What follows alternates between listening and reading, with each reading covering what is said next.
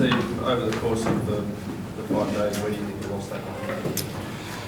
I thought we bowled pretty well the first innings to get him out for 117. I thought that was a pretty good effort. I think in our batting, we lacked a little bit of discipline in our first innings. I thought we were in a good position to get a much bigger lead than 86. So we didn't push on as much there as we would have liked.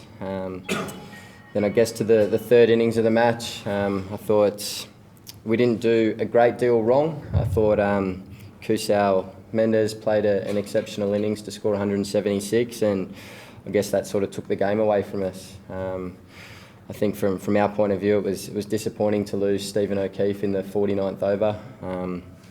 He was looking very ominous out there at every stage and looked like he was going to take lots of wickets. So I guess from that aspect, it was tough losing him.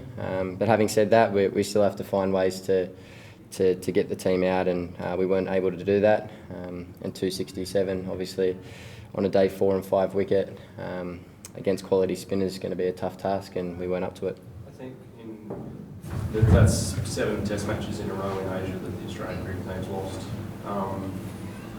Came here, had plenty of preparation and all of that. What needs to be added to you guys' games to break that drought? I think with the batters, probably a bit of discipline. I was really proud of the way Peter Neville and Stephen O'Keefe fought hard there at the end. It wasn't easy. Some balls were skidding, some were spinning, so it was difficult, but they found a way to get through it. And if they were running, if Stephen was able to run, we would have been able to score a few runs there as well. So I think from the batter's point of view, it's about finding a way again to be successful in these conditions. I think we let the spinners into the game a lot more than they probably should have. I think Rangana got majority of his wickets on the inside of our bats, the right-handers, and obviously the outside of the left-handers' bats. So we've got to find a way to play that a lot better in Galle. What was the thinking behind once Steve came into bat? David and him, they were just playing down the maiden overs, they sort of giving up the chase.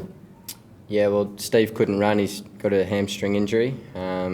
So, yeah, it was about trying to stick it out for as long as possible. And I guess if you go by the last 4 days, the rain's come at about tea every day. So it was about trying to stick it out for as long as we can and, try and get out a draw. So, Steve, are you saying that you can maybe in Galle hold back with the aggression and try to make Herath and Seneca bowl some long spells, some big overs?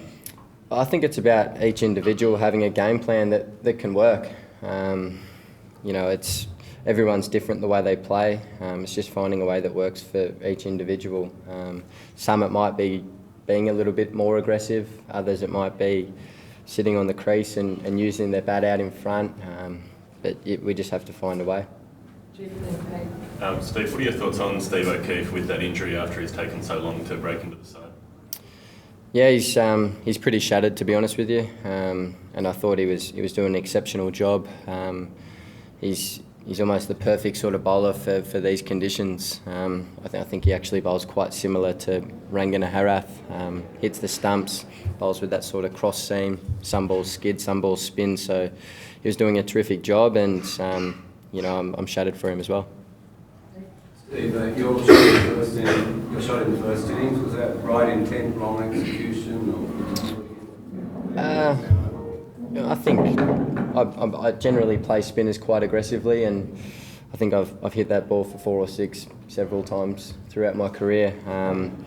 I guess for me it's obviously, again, I got beaten on the inside of the bat, so it's just summing it up and making sure I play with a straighter bat if I'm trying to go over the top. I know it looked ugly and probably didn't look great, but I think for me it's about making sure I still have that intent to score.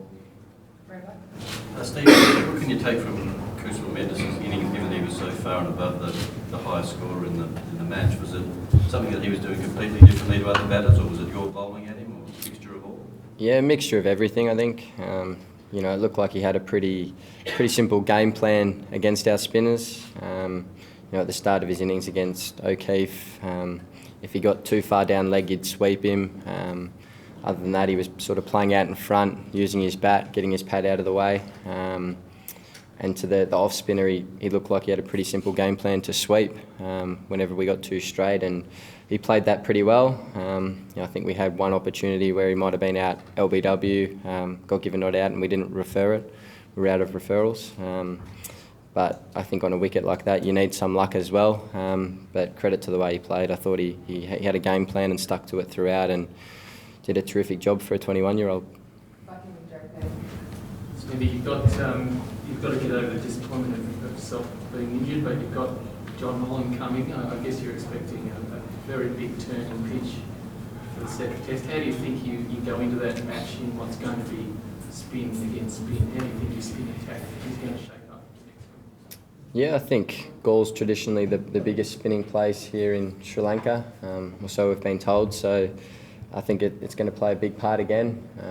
I think John Holland is a class bowler. He's done pretty well in state cricket, and I think having a left-arm orthodox bowler in these conditions is a must. So he brings that to the table. He's accurate. He hits a good area, and hopefully we can see some of the same as I guess what we saw from Stephen and Rangana with some balls skidding and some balls spinning. It's it's incredibly hard to play against, and I'm looking forward to him getting here and having a couple of days preparation with us.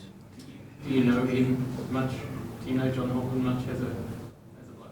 Yeah, I do. Yeah, he and I went to the academy together, so yeah, we know each other reasonably well, and I'm sure he'll fit in well around this group. Do you think Steve will just be the one change to call Holland coming in for effect? I'm not sure, mate. You'll have to ask the selectors that, but we're going to be working hard the next couple of days to make sure we put up a better performance in Gaul. Steve, just a bit more on John Holland. What challenges is he going to face coming in at this stage? The rest of the guys have been over here for a couple of weeks and got used to the conditions. How hard is it going to be, and what challenges will he face? I guess there's always challenges when you're playing international cricket, particularly away from home in foreign conditions. So, he's going to have to get a game plan, and then I guess the speeds that he needs to bowl together pretty quickly. We'll be working with him to make sure he gets that in, and I'm really excited for him to come and join us. Last one, Rambo. Even allowing for Ashes and things last year, is this the most disappointing loss you've been involved in, given the preparation you had and the expectation you brought to this series? Yeah, it is disappointing. I think I said before the game that we haven't played overly well in subcontinent conditions for a while now, and it's something that I guess under my captaincy that I sort of want to change. There were, I guess, glimpses throughout this game that we've improved in some aspects, but I think we just let ourselves down in a lot as well.